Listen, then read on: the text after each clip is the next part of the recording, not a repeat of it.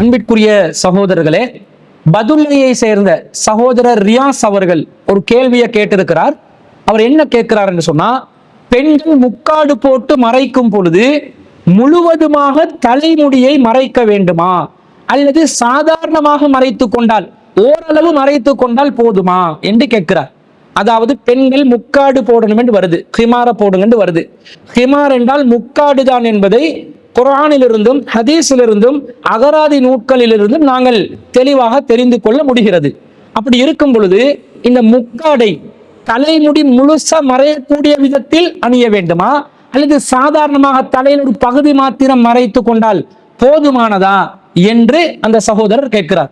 அன்பிற்குரியவர்களே, அல்லாஹ் தஆலா வல் யதுரிபுன பிஹுமரிஹின்ன அலா ஜுயூபிஹின்ன, பெண்கள் தங்களுடைய ஹிமார்களை முக்காடுகளை மார்பகங்கள் மீது போட்டுக் கொள்ளுமாறு அல்லாஹ் சொல்கிறார். அப்ப முகத்தை மறைக்காத நிலையில் தலைமுடி மறையக்கூடிய நிலையில்தான் பெண்கள் முக்காடுகளை போட்டுக்கொள்ள வேண்டும். முக்காடு போட்டா முகம்தான் தெரிய வேண்டும், தலைமுடி தெரிய முடியாது. ஏண்டா ஹிமார் என்பது தலையை மறைக்கக்கூடிய ஒரு ஆடை தான் என்று நாங்கள் அகராதி நூட்கள்ல பார்க்கிறோம். நபி ஸல்லல்லாஹு அலைஹி வஸல்லம் அவர்களும் ஹிமாரை அணிந்திருக்கிறார்கள். மசூ செய்வதற்காக நபி ஸல்லல்லாஹு அலைஹி வஸல்லம் அவர்கள் காலுறைகள் மீது மசூ செய்வதை போன்று தலையில் மசூ செய்வதற்கு பதிலாக ஹிமார் மீது மசூ செய்திருக்கிறார்கள். அப்ப ஹிமார் மீது மசூ செய்கிறார்கள், தலைமுடிய தொட முடியாத நிலையில் இருந்ததனால் தான் ஹிமார் மேல மசூ செய்யறாங்க. அப்ப தலைமுடி மறையக்கூடிய நிலையில்தான் ஹிமார் அணிந்திருந்தார்கள் என்பது அதன் மூலம் தெரிகிறது. அப்ப ஹிமார் முக்காடு அணியக்கூடிய பெண்கள் தலைமுடியில் வெளியே தெரியும் விதத்தில் அணிவதற்கு மார்க்கத்தில் அனுமதி இல்லை. அதை சரியாக அவர்கள் கடைபிடிக்க வேண்டும். கழுத்து பகுதி மறைய வேண்டும், மார்பகங்கள் பகுதி மறைய வேண்டும். இப்படி ஒரு முழுமை பெற்ற ஒரு ஹிமாராக முக்காடாகத்தான் அது இருக்க வேண்டும் என்பதை நாங்கள் விளங்கிக் கொள்கிறோம். மேலதிகமாக ஒரு செய்தி வருகிறது. ரசூல் ஸல்லல்லாஹு அலைஹி வஸல்லம் அவர்கள் ஃபாத்திமா ரலியல்லாஹு அன்ஹா அவர்களுக்கு, தங்களுடைய அன்பான மகளுக்கு ஒரு அடிமையை அன்பளிப்பு செய்கிறார்கள். பிறகு ரசூல் அந்த அடிமையுடன் ஃபாத்திமா ரலியல்லாஹு அன்ஹா அவர்களிடம் வருகிறார்கள். அண்ணன் நபிய ஸல்லல்லாஹு அலைஹி வஸல்லம் அத்தா ஃபாத்திமத பி அப்தின், நபி ஸல்லல்லாஹு அலைஹி வஸல்லம் அவர்கள் ஃபாத்திமாவிடம் ஒரு அடிமையுடன் வந்தார்கள். கான கது வஹபஹு லஹா, அந்த அடிமையை ஃபாத்திமா ரலியல்லாஹு அன்ஹா அவர்களுக்கு ரசூலுல்லாஹ் அன்பளிப்பு செய்திருந்தார்கள். அப்போது வஅலா ஃபாத்திமத ரலியல்லாஹு அன்ஹா ஸௌபுன், ஃபாத்திமா ரலியல்லாஹு அன்ஹா அவர்களுக்கு ஒரு ஆடை இருந்தது.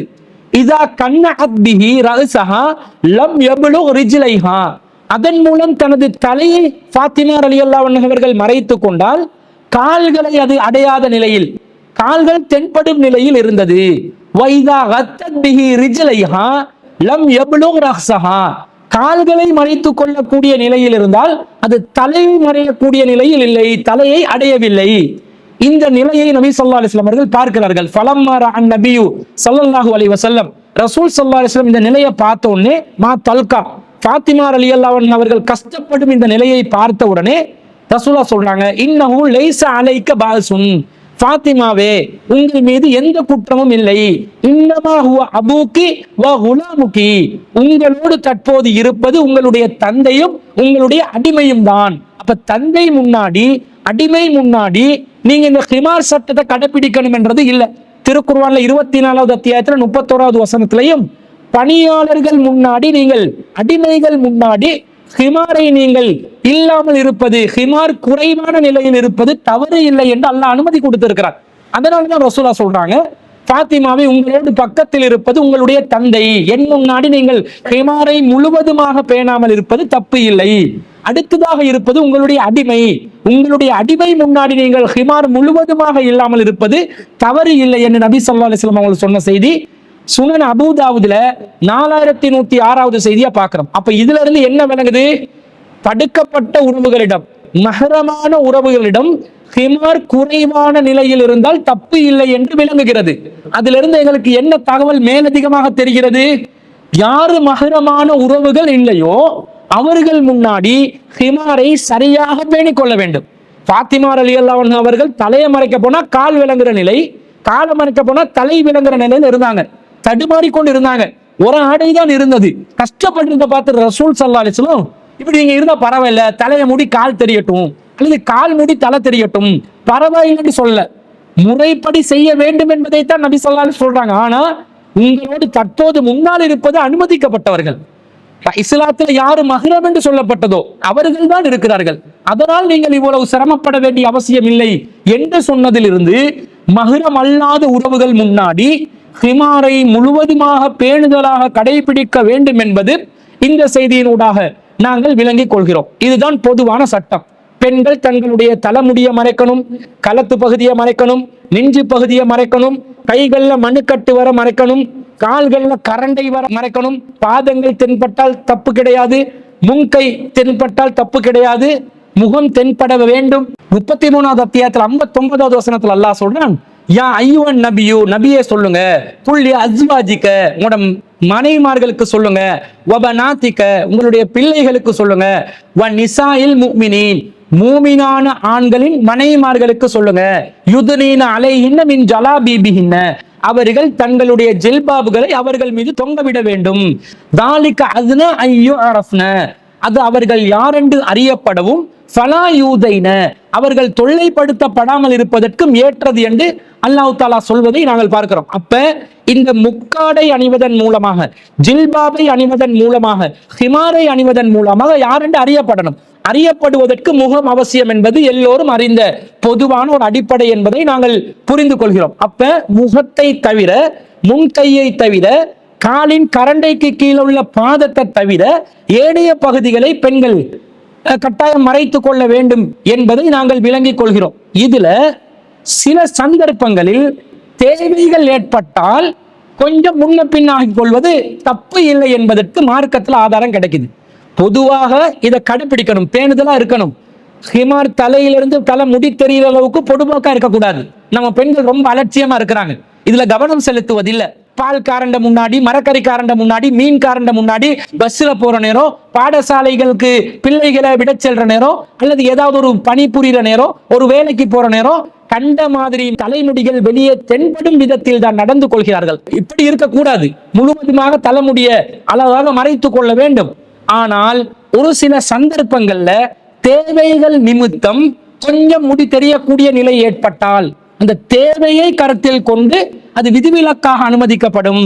ஒரு சில சந்தர்ப்பங்கள்ல மணிக்கட்டுக்கு மேல கொஞ்சம் கை தென்படுவதற்கு தேவை ஏற்பட்டால் அந்த சந்தர்ப்பத்துல மணிக்கட்டுக்கு மேல கை தென்பட்டால் மார்க்கம் அதை குற்றம் பிடிக்காது. ஒரு சில சந்தர்ப்பங்கள்ல கரண்டை காலுக்கு மேல சாக்கு அளவுக்கு அல்லது கெண்டைக்கால் அளவுக்கு பெண்களுடைய பாதம் தென்பட வேண்டிய தேவை ஏற்பட்டால் அந்த தேவையின் கருத்தில் கொண்டு அது மார்க்கத்துல விதிவிலக்காக அனுமதிக்கப்படும். அதை மார்க்கம் மிகப்பெரிய ஒரு சர்ச்சையாக ஆக்கவில்லை என்பதற்கு ஆதாரங்கள் நமக்கு தாராளமாக ஹதீஸ் நூட்கள்ல கிடைக்குது. முதலாவதா என்ன வருதுன்னு பாருங்க. முதலாவதாக சஹீஹுல் புகாரியிலே 193வது செய்தியில அப்துல்லா இப்னு உமர் ரலியல்லாஹு அன்ஹு அறிவிக்கிறாங்க, கானர் ரிஜாலு வன் நிசாஉ யதவல்லஊன ஃபீ ஸமானி ரசூலில்லாஹி ஸல்லல்லாஹு அலைஹி வஸல்லம் ஜமீஆ. நாங்கள் ரசூல் ஸல்லல்லாஹு அலைஹி வஸல்லம் உடைய காலத்துல ஆண்களும் பெண்களும் ஒன்றாக வுளூ செய்யக்கூடியவர்களாக இருந்தோம். இது எப்ப நடக்குதா? நபி ஸல்லல்லாஹு அலைஹி வஸல்லம் காலத்துல ஆண்களும் பெண்களும் என்ற சஹாபாக்களும் சஹாபிய பெண்களும் ஒன்றாக வுளூ செய்யக்கூடிய ஒரு நிலை நபி ஸல்லல்லாஹு அலைஹி வஸல்லம் அவர்களுடைய காலத்தில் நடைமுறையில் இருந்ததாக இந்த செய்தி சொல்லுது. அப்ப என்ன விளங்குது? வுளூ செய்யும் போது ஆண்கள் பெண்களுக்கு முன்னாடி இருந்து வுளூ செய்திருக்கிறார்கள், பெண்கள் ஆண்களுக்கு முன்னாடி இருந்து வுளூ செய்திருக்கிறார்கள் என்ற செய்தியை இந்த செய்தியிலிருந்து பார்க்கிறோம். இதுக்கு இன்னும் விளக்கமாக வரக்கூடிய ஒரு செய்தி அபூ தாவூதுல 73வது செய்தியாக பதிவு செய்யப்பட்டிருக்கிறது. குன்னா நதவல்லஉ நஹ்னு வன் நிசாஉ அலா அஹ்தி ரசூலில்லாஹி ஸல்லல்லாஹு அலைஹி வஸல்லம். நாங்கள் ரசூல் ஸல்லல்லாஹு அலைஹி வஸல்லம் உடைய காலத்துல ஆண்களும் பெண்களும் சஹாபாக்களும் சஹாபிய பெண்களும் ஒன்றாக வுளூ செய்து கொண்டு இருந்தோம். பின் இனாஇன் வாஹிதின், ஒரே கல் பாத்திரத்தில், ஒரே பாத்திரத்தில் நாங்கள் வுளூ செய்து கொண்டு இருந்தோம். நுதிலி ஃபீஹி ஐதியனா, அதிலே நம்முடைய கைகள் உள்ளே நுழைந்து கொண்டு இருந்தது. ஒன்றாக ஒரு பாத்திரத்துல வுளூ செஞ்சிருக்கிறாங்க, ஆண்களும் பெண்களும் அந்த பாத்திரத்துக்குள்ளே கைகளை விட்டிருக்கிறார்கள் என்று தெளிவாக வருகிறது. தொடக்கூடிய நிலையில் இருக்காது. தொடக்கூடிய நிலையில் இல்லாமல் ஒருவர் கையை விட்டு வுளூ செய்த பிறகு மற்றவர் கையை விட்டு வுளூ செய்யக்கூடிய நிலையில் ஒரு பாத்திரத்தில் வுளூ செய்திருக்கிறார்கள் என்ற செய்தியை நாங்க பார்க்கிறோம். அப்ப ரசூலுல்லாஹ்வுடைய காலத்துல வுளூ செய்திருக்கிறாங்கன்னா எப்படி செஞ்சிருக்கிறாங்க? ஒரே நேரத்தில் ஒரே பாத்திரத்துல. ஆண்கள் கையை விட்டு வுளூ செய்யும் போது பெண்கள் கைகளை எடுத்துக் கொள்வார்கள், பெண்கள் கைகளை விட்டு உழு செய்யும் போது ஆண்களை கைகளை எடுத்துக்கொள்வார்கள் என்ற விதத்தில் ஒரு நேரத்துல உழு செஞ்சிருக்கிறாங்கன்னு விளங்குது. அதே போன்று இப்னு ஹிப்பான்ல 1280வது செய்தியில வருது, அப்துல்லா இப்னு உமர் ரலியல்லாஹு அன்ஹு அவர்கள் அறிவிக்கிறார்கள், அன்னஹு அப்ஸர நபிய ஸல்லல்லாஹு அலைஹி வஸல்லம், அவர் ரசூல் ஸல்லல்லாஹு அலைஹி வஸல்லம் அவர்களை காண்கிறார். இப்னு உமர் ரலியல்லாஹு அன்ஹு அவர்கள் வ அஸ்ஹாபஹு, அவருடைய தோழர்கள், ரசூலுல்லாஹ்வுடைய தோழர்கள் சஹாபாக்களையும் காண்கிறார். எப்படி காண்கிறார்? யததஹருன ரிஜாலு வன் நிசாஉ மின் இனாஇன் வாஹிதின், ஒரே பாத்திரத்தில் ஆண்களும் பெண்களும் வுளு செய்யக்கூடியவர்களாக இருந்தார்கள், தூய்மை செய்யக்கூடியவர்களாக இருந்தார்கள். குல்லுஹும் யததஹரு மின்ஹு, அந்த ஒரு பாத்திரத்தின் மூலமாகவே அனைவரும் தூய்மை அடைந்து கொள்வார்கள் என்று இப்னு ஹிப்பான்ல பதிவு செய்யப்பட்ட செய்தியில பார்க்கிறோம். அப்ப இந்த இடத்துல ரசூலுல்லாஹ் இருந்திருக்கிறாங்கன்னு வருது. ஏற்கனவே ரசூலுல்லாஹ்வுடைய காலத்துல நடந்துச்சுன்னு வருது. அது எப்படி நடந்துச்சுன்றது அடுத்த செய்தி சொல்லுது. ரசூலுல்லாஹ்வுடைய காலத்துல ஒரே பாத்திரத்தில் ஆண்களும் பெண்களும் கைகளை மாறி மாறி விட்டு கொண்டு வுளு செய்தவன் வருது. மூணாவது செய்தியில் என்ன வருதுன்னா, ரசூலுல்லாஹ்வுடைய காலத்துல ஒரே பாத்திரத்துல ஆண்களும் பெண்களும் வுளு செய்யும் போது ரசூலுல்லாஹ் வுளு செய்திருக்கிறார்கள் என்று வருது. அப்ப இதுல இருந்து என்ன விளங்குது? வுளு செய்யும் போது முழங்கை வரை கைகளை கழுவ வேண்டும். முழங்கை வரை கைகளை கழுவுவதாக இருந்தால் முழங்கை வரைக்கும் ஆடைகளை உயர்த்தி கொள்ள வேண்டிய நிலை ஏற்படுமா இல்லையா? ஒரே நேரத்துல ஒரே பாத்திரத்துல ஆண்களுக்கு முன்னாடி பெண்களும் பெண்களுக்கு முன்னாடி ஆண்களும் வுளு செஞ்சு கொண்டாங்கண்டா முழங்கை வரைக்கும் கையை கழுவ வேண்டும் என்று வுளுவில் ஒரு ஷர்த்தாக இருக்கும் என்றால் பெண்கள் எப்படி கழுவி இருப்பாங்க? அந்த முழங்கைக்கு மேலுள்ள ஆடையில மசூ செய்தார்கள் என்று ஏதாவது செய்தி வருதா? வரல. அப்ப என்ன அர்த்தம்? எப்படி புரிஞ்சுக்கணும்? அந்த நேரத்துல வுளு செய்ய வேண்டிய தேவை வருகிறது. தொழுகைக்கு வுளு அவசியமாக இருக்கிறது. வீட்டிலிருந்து வுளு செய்து வந்திருப்பார்கள், அந்த வுளு முறிந்திருக்கலாம். அல்லது வுளு இல்லாமல் வந்தவர்களுக்கு பள்ளிவாசல்ல வுளு செய்ய வேண்டிய தேவை ஏற்பட்டிருக்கலாம். அப்படி இருக்கும் பொழுது அந்த நேரத்தில் விதிவிலக்காக மணிக்கட்டு வரை மறைக்கப்பட வேண்டிய கை வுளு என்ற தேவையை நிறைவேற்றுவதற்காக முழங்கை வரைக்கும் உயர்த்தி கொள்வதற்கு அனுமதி இந்த செய்தியினூடாக கிடைக்க பெறுகிறதா இல்லையா? கை மட்டுமா கழுவணும்? பெண்கள் தலை மீது மசூ செய்து கொள்ள வேண்டும் என்று வருகிறது. அப்ப தலை மீது மசூ செய்து கொள்வதாக இருந்தால், மசூ செய்வதாக இருந்தால் முன்னெற்றியிலிருந்து பிடரி வரைக்கும் கைகள் செல்ல வேண்டும். மீண்டும் பிடரியிலிருந்து முன்னெற்றி வரைக்கும் அதே கை திரும்ப வர வேண்டும் என்று வருது. ஈரக்கையால் தலையை தடவி கொள்ளணும் என்ற பெயர்ல நம்ம சமூகத்தில் சேர்ந்தவர்கள் ஷாஃபி மதுஹபுடைய சட்டம் என்று சொல்லி முன்னாடி நெத்தியை மட்டும் இப்படி என்ன செய்யறாங்க? 3 தடவை மசூ செய்கிறார்கள். அதற்கு மார்க்கத்துல இந்த ஆதாரமும் இல்லை. ஆனா ரசூலுல்லாஹ்வுடைய நபி வழி பிரகாரம் மசூ செய்வதாக இருந்தால் முன்னெத்தியிலிருந்து பிடரி வரைக்கும், பிடரிலிருந்து முன்னெத்தி வரைக்கும் கைகள் செல்ல வேண்டும், ஈரக்கையால் தடவி கொள்ள வேண்டும் என்று வழிகாட்டப்பட்டிருக்கிறது. அப்ப பெண்கள் முன்னெற்றியிலிருந்து பிடரி வரைக்கும், பிடரியிலிருந்து முன்னெற்றி வரைக்கும் சஹாபாக்களுக்கு முன்னாடி சஹாபிய பெண்கள் மசூ செய்து இருக்கிறார்கள் என்று இதன் மூலம் விளங்குகிறதா இல்லையா? இல்ல சஹாபி பெண்கள் சஹாபாக்களுக்கு முன்னாடி மசூ செய்யாம உழு செஞ்சாங்கன்னு அதுக்கு ஆதாரம் வேணும். அல்லது வேறு விதமாக அந்த மசூ செய்வதற்கு பதிலாக திமாரின் மீது தடவி கொண்டார்கள் என்று ஏதாவது செய்தி வந்தால் அந்த ஆதாரத்தை வைத்து இல்ல தலை அவங்க திறக்கலன்னு முடிவு செய்து கொள்ளலாம். ஆனா என்ன விளங்குது? அப்படி எந்த செய்தியும் வரல என்று சொன்னா நேரடியாக சஹாபாக்களிட முன்னாடி சஹாபி பெண்கள் பொதுவாக தலையை மறைச்சுதான் இருப்பாங்க, தலைமுடிய வெளியே காட்ட மாட்டாங்க. ஆனா வுளு என்ற தேவை வரும் பொழுது மசூ செய்வதற்காக தலைமுடியவர்கள் தென்படக்கூடிய விதத்தில் மசூ செய்திருக்கிறார்கள் என்பதும் இந்த செய்தியிலிருந்து அதிகமாக நாங்கள் விளங்கிக் கொள்கிறோம். இது மாத்திரம் அல்ல, நபி ஸல்லல்லாஹு அலைஹி வஸல்லம் காலத்துல பெண்கள் போர்க்களங்களில் பங்கு பெற்றார்கள். போர்க்களத்தில் அவர்கள் ரொம்ப உற்சாகமாக ஆண்களுக்கு துணை புரியக்கூடிய விதத்துல மருத்துவ ரீதியான வேலைகள், தண்ணீர் புகட்டக்கூடிய வேலைகள், காயங்களுக்கு மருந்து செய்யக்கூடிய வேலைகள், போர்களில் காயப்பட்டவர்களை சுமந்து செல்லும் வேலைகளை எல்லாம் நபி தோழியர்கள் செய்திருக்கிறார்கள். அது சம்பந்தமாக செய்திகள் வருகிறது. புகாரிலே 324வது செய்தியில உம்மு அத்தியா என்று சொல்லக்கூடிய ஒரு பெண்மணி அறிவிக்கிறாங்க. எப்படி அறிவிக்கிறாங்க? குன்னா நுதாவில் கல்மா வனக்குமு அலல் மரலா, நாங்கள் நபி ஸல்லல்லாஹு அலைஹி வஸல்லம் அவர்களுடைய காலத்துல காயமுட்டவர்கள், போர்க்களத்தில் காயப்பட்டவர்களுக்கு மருந்திடுவோம், நோயாளிகளை கவனத்தில் கொள்வோம் என்ற செய்தியை நாங்க பார்க்கிறோம். அப்ப நோயாளிகளை கவனிக்கிறதாக இருந்தால், போர்க்களத்துல காயம்பட்டவங்களுக்கு மருந்து செய்யறதா இருந்தா அந்நிய ஆண்களை தொடக்கூடாது என்பது மார்க்கத்துல சட்டம். ஆனா அந்த நேரத்துல தேவை நிமித்தம் மருத்துவ காரணத்துக்காக உயிருக்கு ஒரு நிர்பந்தமான நிலையில ஒருவர் போராடி கொண்டிருக்கும் பொழுது அந்த போராட்டத்திலிருந்து அவரை விடுவிப்பதற்காக வேண்டி காயத்தை ஆற வைப்பதற்காக வேண்டி தொட்டு மருந்து செய்யக்கூடிய தேவை சஹாபிய பெண்களுக்கு ஏற்படுகிறது. அப்படி அவசியப்படும் போது சஹாபி பெண்கள் என்ன செய்வாங்க? தொட்டு மருந்து செய்வாங்கன்றதை நாங்கள் பார்க்கிறோம். அதே போல புகாரில 2882வது செய்தியில வருது, குன்னா மஅன் நபி ஸல்லல்லாஹு அலைஹி வஸல்லம், நாங்கள் ரசூல் ஸல்லல்லாஹு அலைஹி வஸல்லம் அவர்களோடு போர்க்களத்தில் இருந்தோம். நஸ்கி, நாங்கள் போராளிகளுக்கு, போரில் காயமுற்றவர்களுக்கு நீர் புகட்டுவோம்.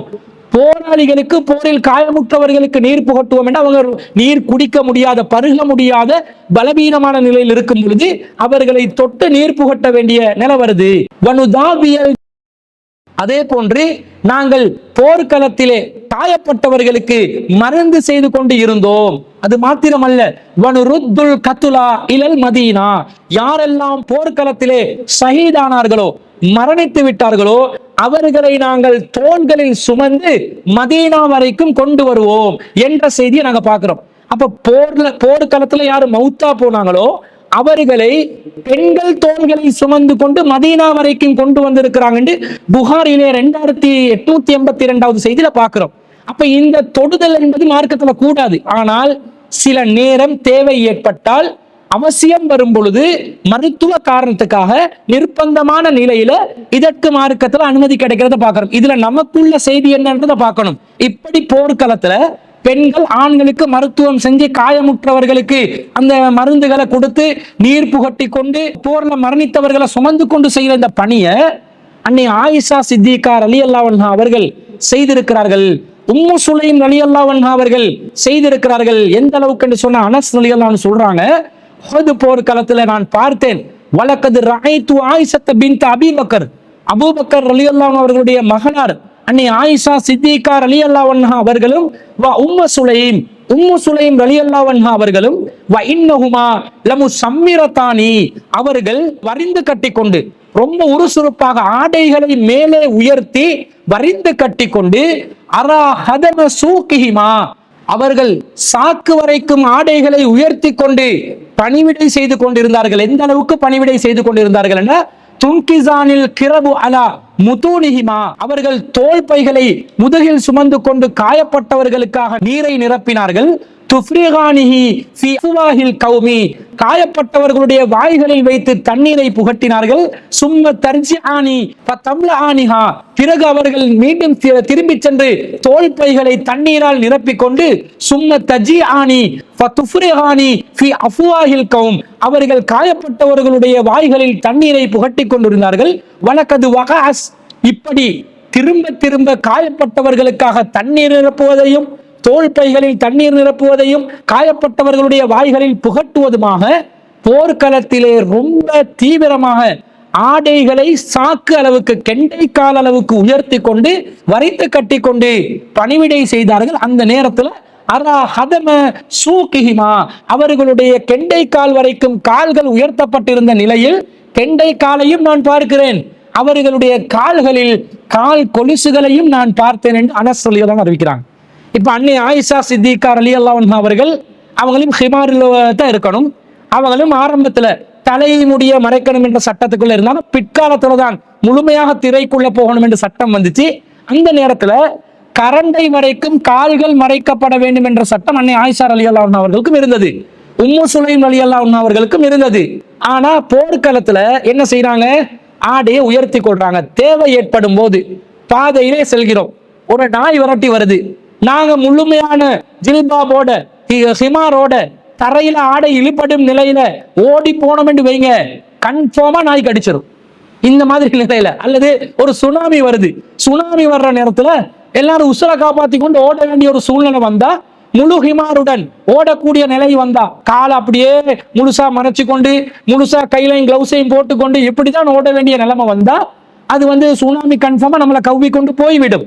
அதே போன்று ஒரு கட்டிடம், ஒரு வீடு எரியுது, இந்த நேரத்துல வெளியே ஓட வேண்டிய சூழ்நிலை வருது, அப்ப முழுசாக ஹிமார போட வேண்டிய நாங்க கொஞ்சம் முன்ன பின்னானால் தேவையை கருத்தில் கொண்டு இந்த மாதிரி சூழ்நிலையில முன்ன பின் ஆடை விலகினால் மார்க்க ரீதியாக தப்பு இல்லை என்றது இந்த செய்திகள் இருந்து பார்க்கிறோம். ஆனா இந்த தேவை இல்லாத நிமித்தம் கண்டிப்பாக முகத்தை தவிர தலைப்பகுதி மறைக்கப்பட வேண்டும், கலத்து பகுதி மறைக்கப்பட வேண்டும், நெஞ்சு பகுதி மறைக்கப்பட வேண்டும், மணிக்கட்டு வரை கைகள் மறைக்கப்பட வேண்டும், கரண்டை வரை கால்கள் மறைக்கப்பட வேண்டும் என்பதில் எந்த மாற்று கருத்தும் இல்லை. அதுல பேணுதலாக இருக்க வேண்டும். ஆனா இது போன்று விதிவிலக்கான நிலைகள் வந்தால் இந்த மாதிரி கொஞ்சம் முன்ன பின்ன தேவை நிமித்தம் செய்து கொண்டால் மார்க்க ரீதியாக அது தப்பு கிடையாது. ஒரு மருத்துவரிடம் செல்கிறோம், அவர் பிரஷரை பார்க்கிறாரு, கையை பிடிக்க வேண்டிய சூழ்நிலை வருது, அல்லது அவர் ஸ்டெத்தஸ்கோப்பால முதுக தொட்டு அந்த நம்முடைய ஹார்ட் பீட் எந்த அளவுக்கு வேலை செய்து பல்ஸை பார்க்க வேண்டிய தேவை ஏற்படலாம், அல்லது கையிலேயே முன்கையை பிடிச்சி பல்ஸை பார்க்கலாம்,